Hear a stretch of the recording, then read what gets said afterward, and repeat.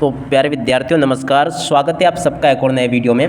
आज हम यहाँ पर देखेंगे वार्षिक परीक्षा 2025 के लिए कक्षा 11वीं का हिंदी विषय का पूरा क्वेश्चन पेपर और इसका पूरा सॉल्यूशन। तो प्यारे विद्यार्थियों यहाँ से आप लोग इस क्वेश्चन पेपर को पूरा ध्यान से देख कर जाइएगा, क्योंकि पूरा का पूरा क्वेश्चन पेपर मैं यहाँ पर आपको उत्तर सहित बताने वाला हूँ। किस प्रकार का आपका वार्षिक परीक्षा 2025 का क्वेश्चन पेपर आएगा, कितने क्वेश्चन उसमें पूछे जाएंगे, कौन कौन से क्वेश्चन पूछे जाएंगे, आज मैं यहाँ पर आपको सब कुछ बड़े ही विस्तार से समझाने वाला हूँ। अगर आप लोग भी अपनी वार्षिक परीक्षा कक्षा 11वीं हिंदी विषय के पेपर में पूरे 80 में से 80 नंबर लाना चाहते हो, तो आप सब लोग इस वीडियो को पूरा का पूरा लास्ट टाइम तक देख कर जाइएगा। तो देखिए इस प्रकार का पूरा आपका पेपर होगा। जैसे आपके हाथ में क्वेश्चन पेपर आता है, सबसे पहले यहाँ पर आपको अपने रोल नंबर लिख लेने हैं।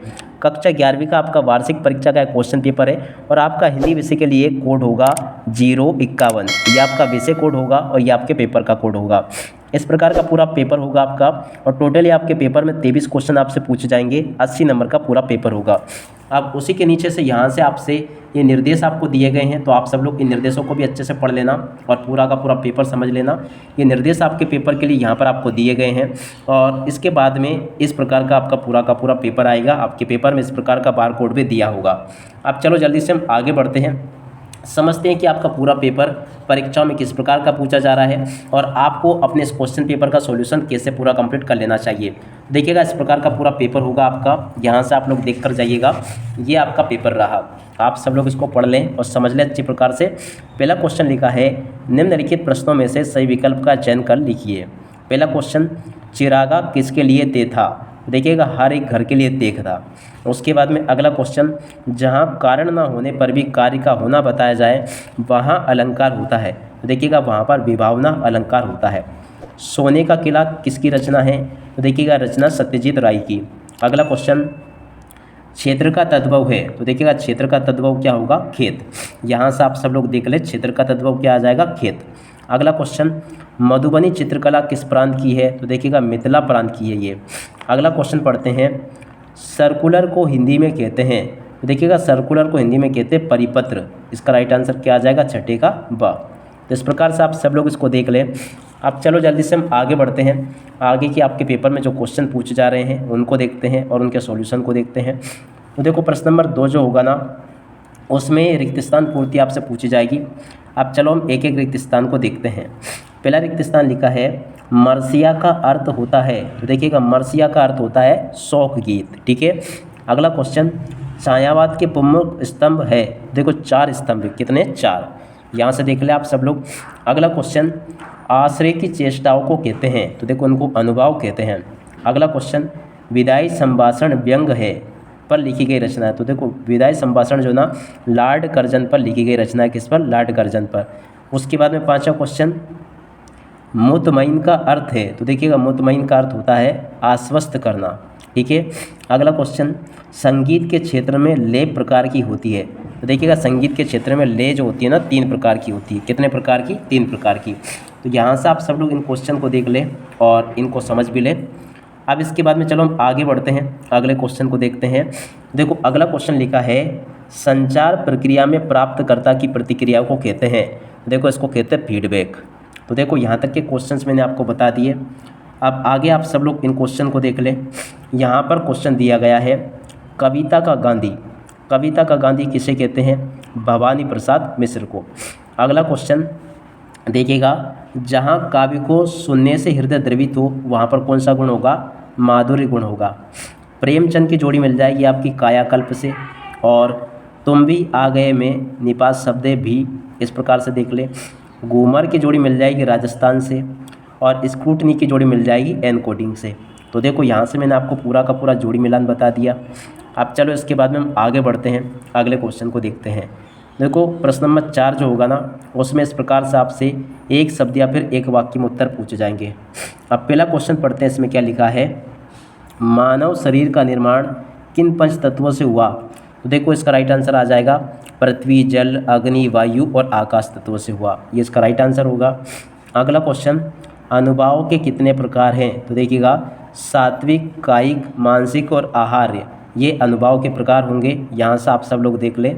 अगला क्वेश्चन, भारत मित्र के संपादक कौन है? तो देखिएगा भारत मित्र के संपादक है पंडित हरमुकुंद शास्त्री। इसका राइट आंसर आ जाएगा। अगला क्वेश्चन, द्विवेदी युग के प्रवर्तक का नाम क्या है? देखो द्विवेदी युग के प्रवर्तक का नाम है महावीर प्रसाद द्विवेदी। यहाँ से आप सब लोग उसको भी देख लें। अगला क्वेश्चन पढ़ते हैं, विभाषा किसे कहते हैं? तो देखिएगा भाषा की छोटी इकाई विभाषा कहलाती है। यहाँ से आप सब लोग देख लें। अगला क्वेश्चन पढ़ते हैं, रेजाड़ी पानी किसे कहते हैं? तो देखिएगा इसका राइट आंसर आ जाएगा, ऐसा पानी जो वर्षा के माध्यम से धरती के नीचे चला जाता है लेकिन किन्हीं कारणों से भूजल में नहीं मिल पाता है, उसे हम रेजाड़ी पानी कहते हैं। अगला क्वेश्चन पढ़ते हैं, अनुस्मारक और स्मरण पत्र में क्या अंतर है? देखो किसी भी विषय को याद दिलाने हेतु लिखा गया ये पत्र होता है, आप सब लोग देख लें। अब इसके बाद में चलो हम आगे बढ़ते हैं, अगले क्वेश्चन को देखते हैं। देखो आपका जो प्रश्न नंबर 5 होगा ना, उसमें इस प्रकार से क्वेश्चन पूछे जाएंगे। प्रश्न नंबर 5 में आपसे ये क्वेश्चन पूछे जाएंगे। प्रश्न नंबर 5, निम्नलिखित कथनों में से सत्य असत्य छांट कर लिखिए। सत्य असत्य कैसे छांटना है आपको? पहला क्वेश्चन, पास पंजाबी साहित्य के कवि है, बिल्कुल सत्य होगा। तुम बरस लो वो ना बरसे में यमक अलंकार होगा, असत्य होगा। अगला क्वेश्चन, मोहन मास्टर त्रिलोक सिंह का चहेता शिष्य था, सत्य होगा। ऑफिशियल लैंग्वेज को राष्ट्रभाषा कहते हैं, ये भी सत्य होगा। रंगोली अल्पना चित्रकला के रूप है, ये भी सत्य होगा। पटकथा को अंग्रेजी में स्क्रीन प्ले कहा जाता है, ये भी आपका सत्य होगा। तो देखो इस प्रकार से आप लोग क्वेश्चन को देख लो। उसके बाद में देखो प्रश्न नंबर 6 को पढ़ लो। 6 के बाद में अतः वाला क्वेश्चन ये दिया गया है। प्रश्न नंबर 7 को देख ले, कवि उम्र भर के लिए पलायन क्यों करना चाहता है? भाषा में झारखंडीपन से क्या से है? काव्य गुण किसे कहते हैं? दोहा छंद का उदाहरण।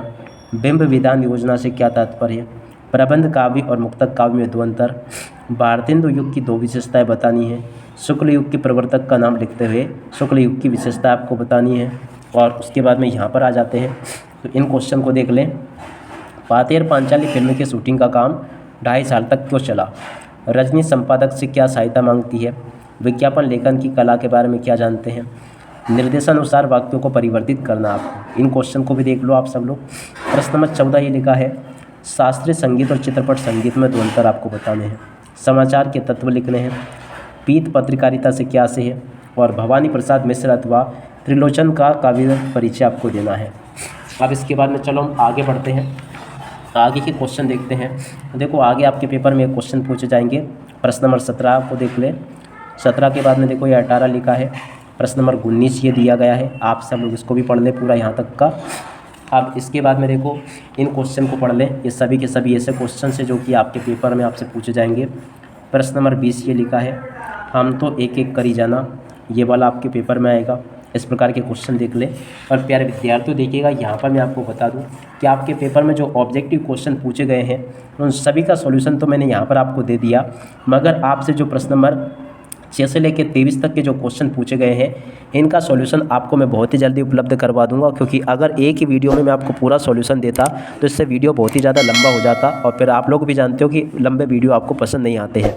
तो इसलिए मैंने आपको अभी ऑब्जेक्टिव के सॉल्यूशन को बता दिया और आपको पूरा पेपर बता दिया। बहुत ही जल्दी मैं आपको प्रश्न नंबर 6 से लेकर 23 तक का सॉल्यूशन उपलब्ध करवा दूंगा। तब तक आप लोग सभी के सभी बच्चे इस वीडियो को अच्छी प्रकार से देख लें और अपने सभी दोस्तों के साथ में शेयर भी कर दें, ताकि आपके दोस्त भी अच्छे नंबर ला सके परीक्षाओं में। अब इसी के साथ में इस वीडियो को यहीं पर पूरा करते हैं। नमस्कार, जय हिंद, जय भारत।